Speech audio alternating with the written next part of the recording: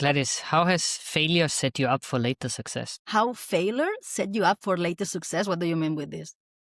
Something that didn't work out for you, but looking back at it, actually made you stronger, made you better. Didn't work out like in financial or Whatever. But maybe a bad investment, but can also be an investment in a business, people, relationships, something you tried and didn't work out, but you say, I'm actually good that I did it because I learned from it. I mean, a lot of things I tried didn't work out. Like the first thing it came to my mind, I invested in some money in an agency last year to help me to promote my services and didn't work out. But that's part of the life. I mean, the best risk you can take is not taking any risk. I think Mark Zuckerberg said that. The biggest risk you can take is the risk that you don't take. If you live a life without taking risk of any, think about it. Even having a kid has a risk. Like changing job has a risk. Starting a company has a risk.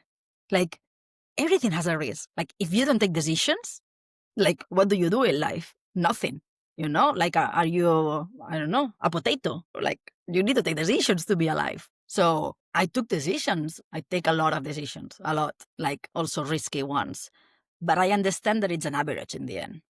And of course, when I took this decision of investing in this agency, I knew that it could not work.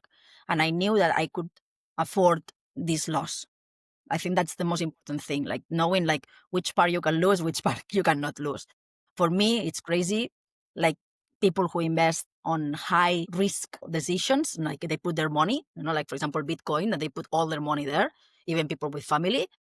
I mean, I don't know how their brain works. Like I will never put all my savings in something that it's that volatile.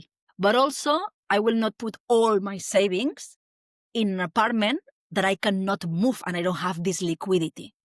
Mm-hmm. And this is not risk, but also it doesn't let me look.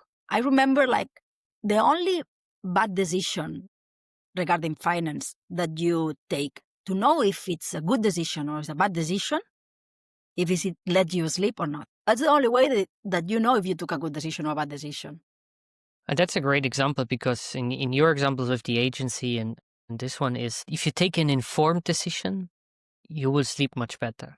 If you, this example from the beginning, if you invest in Bitcoin and you have no clue, of course you'll feel lost and you will not be sure if you can recover that money or not. But if you understand at least the market or what you invested in, you can chew this risk much better. I like it.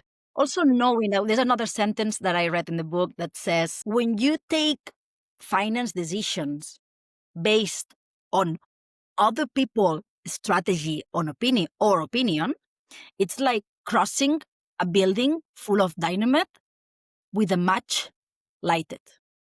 You might survive, but you still being an idiot.